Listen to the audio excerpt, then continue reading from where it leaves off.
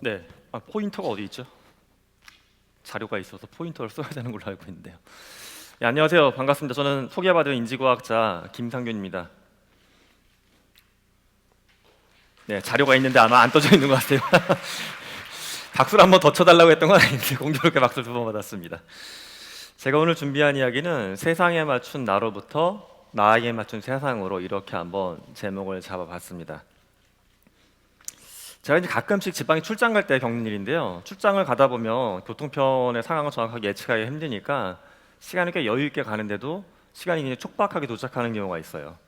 그러면 이제 어떤 강연장이나 또는 고객사 앞에 근처에서 식사를 할 때 보면 가볍게 먹을 걸 찾는데 그때 저한테는 이제 딜레마가 생기는 게 이거예요. 버거킹이나 맥도날드와 같은 햄버거 집이 있고 옆에 서브웨이가 있습니다. 여러분도 한번 상상을 해보시죠. 버거킹이 있고 서브웨이가 있어요. 여러분은 어디로 들어가실 것 같으세요? 저는 사실 취향은 서브웨이가 좀 맞는 것 같은데 거의 열의 아홉은 버거킹을 택합니다. 왜 그런가 생각을 해봤어요. 버거킹을 가면 메뉴가 열댓 개 중에 고를 수가 있잖아요. 쉽게 골라 먹을 수가 있는데 문제는 저 서브웨이가 들어갈 때마다 뭔가 힘들어요, 고르기가. 그래서 제가 계산을 해봤어요. 도대체 서브웨이에서 내가 선택할 수 있는 대안의 개수. 교수들은 별걸 다 혼자 앉아서 계산하기를 좋아합니다. 일단 빵이 5개. 빵도 크기가 또 두 종류고요. 여기서부터 10가지가 나오고 소스도 주재료. 야채도 다 넣을 수도 있고 하나도 안 넣을 수도 있어요. 심지어 야채를 하나도 안 넣어도 점원이 저를 미친놈처럼 보겠지만 만들어주긴 하더라고요. 이렇게 계산해보게 되면 조합의 개수가 무려 7억 9천만 가지입니다. 이거를 아는 순간, 계산하고 난 순간 전 저길 가기가 더 힘들어졌어요. 이 중에 뭐가 나한테 딱 맞을지 점점 더 자신이 없어지고 그 점원이 저를 바라볼 때 점점 더 힘들어지더라고요 또. 근데 저는 이게 약간 이런 것 같아요. 그런 고르기가 힘드니까 우리가 많이 마주하는 신이 이런 장면이죠. 예, 좀 있으면 또 날씨가 바뀌게 되면 아마 마주할 것 같아요. 저도 저런 옷들 다 갖고 있습니다. 근데 이게 저는 이렇게 생각이 들어요. 누구에게나 얼추 맞는 것 같아서 우리는 이런 대안 중에서 나를 맞춰가죠. 하지만 한편으로 보게 되면 누구에게도 맞지 않는 솔루션, 대안들을 우리는 이제까지 받아들이면서 살아오지 않았나 생각을 합니다. 근데 한편으로는 저는 뭐 나쁘다고는 보지 않아요. 집단의 목표, 동일한 인풋 대비, 동일한 기간 대비 많은 것들을 산출하고 성장시키기 위해서 우리는 집단이라고 하는데 목표를 잡고 이 목표의 날을 맞추는 데 익숙해져 왔습니다. 이건 뭐 어떤 정치적인 이데올로기의 문제가 아니라 글로벌의 모든 국가들이 이제까지 고도 성장기에 취해왔던 전략이라고 저는 바라봅니다. 그런데 이건 어떨까요? 우리가 이제 인생을 살아가는 목적, 도대체 많은 콘텐츠나 재화들을 산출시키고 소비하는 이유가 뭘까를 생각을 해보면 저는 이렇게 바라봅니다. 좀 더 행복한 인간이 되기 위해서. 행복한 인간. 한편으로는 좀 더 본질적으로 아름답고 좋은 존재가 되기 위해서 이렇게 뭔가 치열하게 일하고 살아가고 있지 않나 생각을 합니다. 그러면 본질적으로 행복하고 아름다운 인간은 무엇일까? 이 질문을 해봤습니다. 그에 대해서 제가 대중들이 물어볼 때 자주 던지는 답은 이겁니다. 나는 누구인가에 대해서 설명할 수 있는 인간.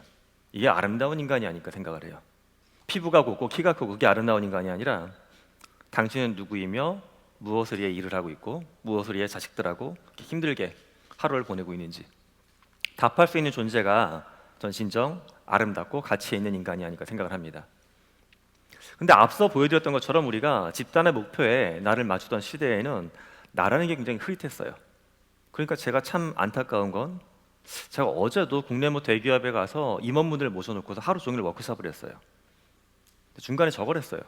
임원분들한테 인생에서 사람이 표준적으로 바라는 욕망이 16가지가 있습니다. 6천 명을 대상으로 한 연구에서 밝혀진 건데 그 16가지 욕망 중에서 임원분은 어떤 걸 원하시냐고 한번 골라보도록. 수많은 소비자의 마음을 맞춰주시고 있고 거대한 조직을 이끄는 리더인데 당연히 나의 마음 정도는 알겠지. 막상 쉽게 못 고르세요. 본인 스스로 내가 누군지 자체를 거기서부터 희미하게 바라보고 있습니다. 저는 마이데이터가 뭐 좋은 어떤 컨텐츠나 서비스를 제공하는 것도 있겠지만 이러한 어떤 기조에 우리가 익숙해질수록 우리한테 생길 수 있는 변화는 내가 누구인지를 좀 더 깊게 돌아보는 계기가 되지 않을까 싶어요.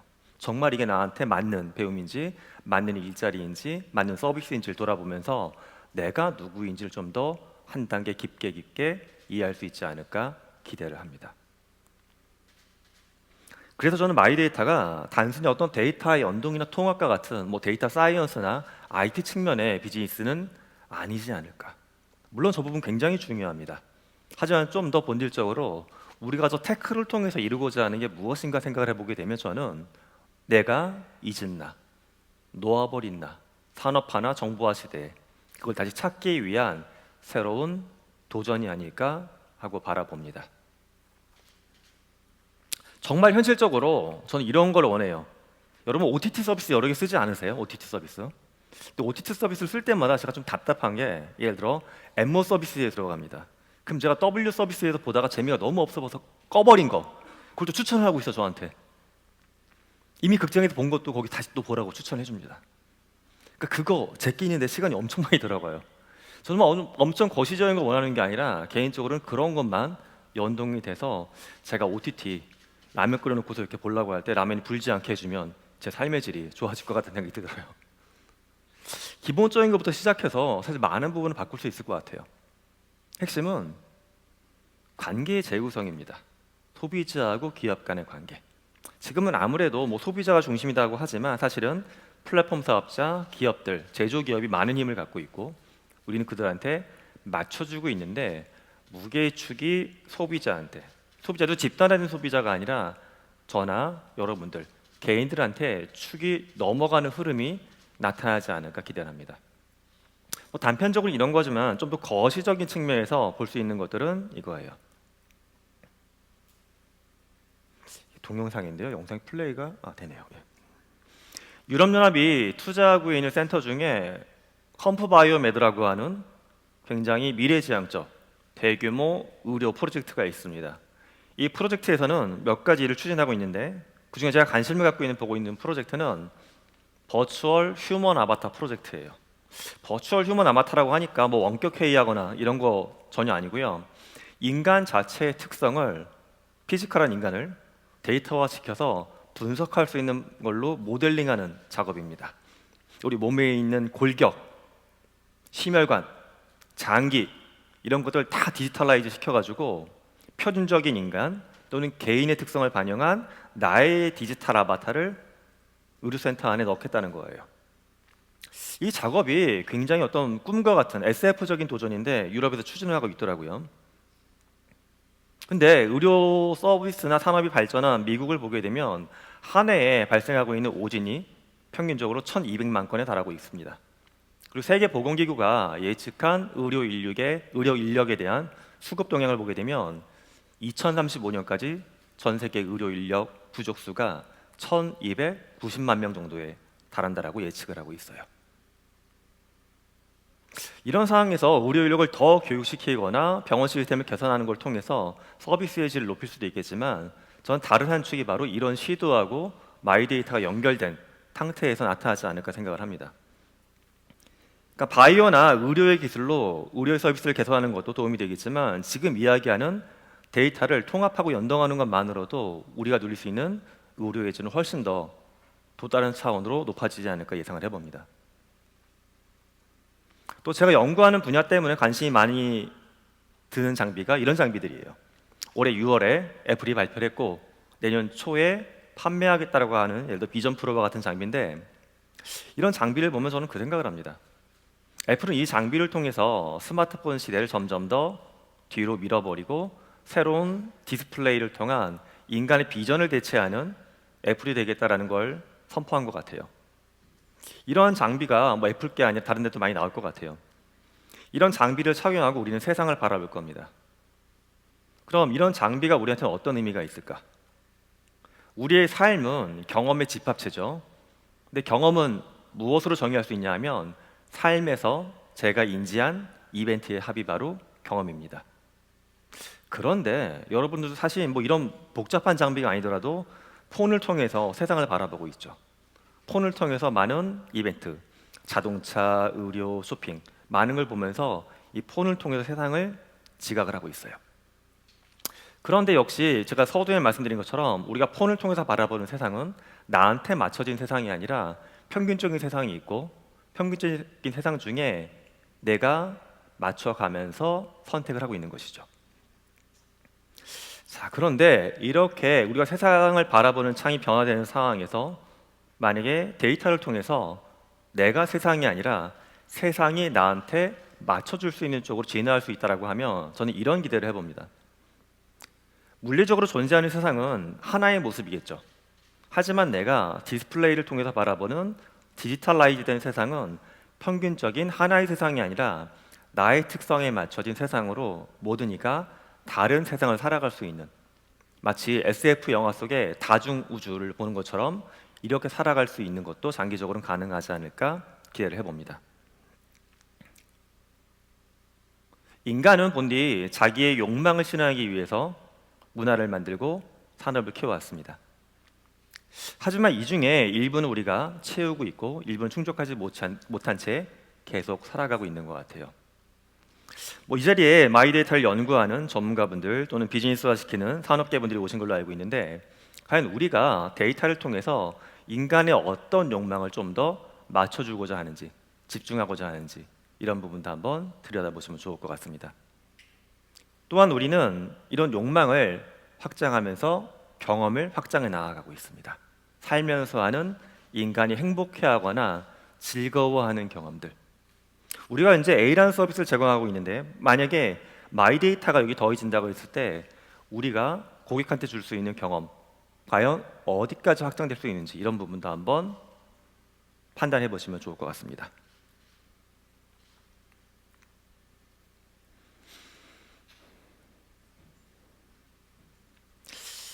마셜 맥루언이 미디어의 이해라는 책에서 했던 말이에요. 굉장히 유명한 문구인데 제가 그냥 원문으로 가져와 봤습니다. 원시시대의 인류는 식량을 채집하기 위해서 여기저기 훑고 다녔다고 하죠. 그럼 여러분들도 지금 여기에 오셨고, 또 이 끝나시면 다음에 미팅도 있으실 것이고 회사로 돌아가시기도 할 텐데, 여러분은 무엇을 찾아서 지금 이 여기를 훑고 다니고 계신 것 같으실까요? 식량을 찾아서는 아닐 것 같아요, 그죠? 아마도 이 자리에 새로운 어떤 좋은 정보, 지식, 데이터가 있지 않나 하고 오신 것 같아요. 즉 우리는 여전히 물질적으로 많은 것을 소비해야 되는 존재이지만, 인간이 살아가는 어떤 근간, 산업의 기반 자체가 사실은 물질계에서 데이터계로 많이 넘어간 것은 이미 발생한 현상이라고 저는 바라봅니다. 앞으로 우리가 데이터를 채집하고 활용하는 흐름은 점점 더 커지리라 믿고 있습니다.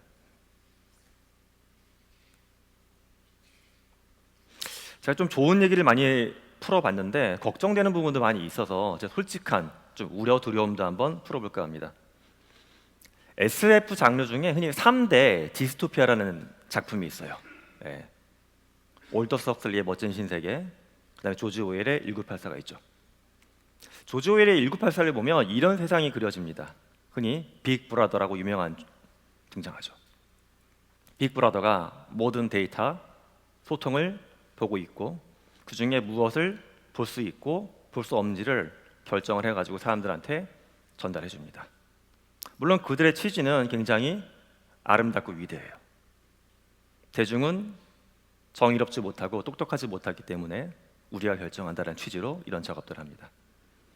하지만 모든 게 데이터화되어 있는 사회에서 어느 한 사람이 알고리즘에 의해서 많은 걸 통제할 때 보여줄 수 있는 굉장히 어두운 면을 적나라하게 제시하고 있습니다. 세 번째 작품으로는 이런 작품이 있죠. 자미아틴이라고 하는 러시아 작가가 쓴 소설인데 나온 지가 거의 이제 한 100년 가까이 됐습니다. 1924년도 작품이거든요. 우리들이라는 타이틀로 소개된 작품인데, 이 작품을 보면 이런 상황이 등장을 해요. 엄청나게 알고리즘이 잘 디자인돼 가지고 저와 같이 앞서 버거킹이나 서브웨이에서, 특히 서브웨이에서 음식을 못 고른 저 같은 사람을 위해서 너는 서브웨이 메뉴 중에 이런 걸 먹으면 돼, 3개 중에 하나, 이렇게 제안해 주는 사회 일례로 알고리즘을 통해서, 데이터 분석을 통해서 최적화된 선택을 할 수 있도록 도와주는 사회의 모습을 그려주고 있습니다. 이렇게만 말씀드리면 사실 우리가 오늘 컨퍼런스의 타이틀인 마이데이터가 추구하는 것과 좀 닿아 있다라고도 좀 느껴져요. 알고리즘, 데이터를 통해서 개인의 선택과 삶을 최적화하는 데 도움을 준다. 그러면 과연 그게 좋은 삶일까 하는 의문을 한번 가져보고 싶습니다.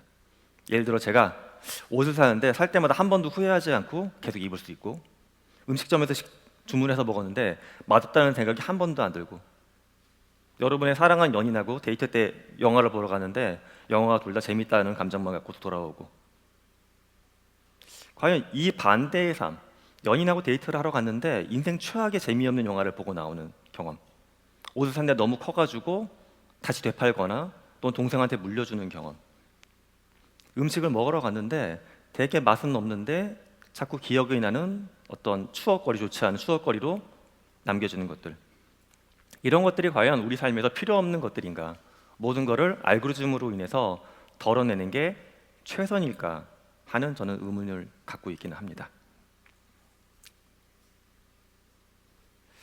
좋지 않은 목적을 가지고서 모든 걸 통제하는 사회, 또는 알고리즘을 통해서 모든 걸 최적화하는 사회, 우리가 마이데이터를 통해서 만들고자 하는 사회에 과연 이 두 디스토피아의 어떤 그늘과 닿아 있는 부분은 없을지 좀 본질적인 면을 돌아봤으면 하는 욕심이 있습니다. 자, 그럼 그런 돌아보는 작업을 과연 누가 하는 게 좋을까? 일단 뭐 저와 같은 학자나 현장에 계신 여러 전문가분들이 힘을 쓰고 있는 것은 맞는 것 같아요. 하지만 저는 테마 자체가 마이 데이터잖아요. 나의 데이터, 이 데이터를 통한 나의 삶의 선택이 어떻게 갈지에 대해서 디자인을 하고 결정하는 문제입니다. 따라서 전문가들만의 논의만으로 끝나지 않고 이 세상을 구성하고 있는 모든 구성원들, 우리 사회의 모든 멤버들이 마이데이터에 대해서 지금보다는 조금 더 관심을 갖고 함께 사회적인 논의를 할 수 있는 기회가 더 많아졌으면 좋겠습니다. 전 사실 뭐 개인적으로는 금융이나 유통이나 뭐 콘텐츠나 교육 기업들하고 관련된 작업들을 하고 있는데, 참 안타까운 건 제 가족들만 해도 이런 워딩이나 이런 시대의 변화에 대해서는 거의 인지를 못하고 있어요. 물론 특정 서비스가 새로운 기능이 적용되면 신기하다, 나한테 조금 맞네 라는 생각을 하는 것 같지만, 막상 정부가 마이데이터라고 하는 타이틀을 가지고서 어떠한 목적을 바탕으로 이런 작업을 하고 있는지에 대해서는 사실 좀 인식이 아직까지는 많이 부족하지 않나 생각을 합니다. 그래서 내 세상을 만드는 여정이기 때문에 내가 중심이어야 한다라고 하는 의식이 우리한테 조금 더 넓게 퍼졌으면 하는 바람입니다. 지금까지 인지과학자 김상균이었습니다. 고맙습니다.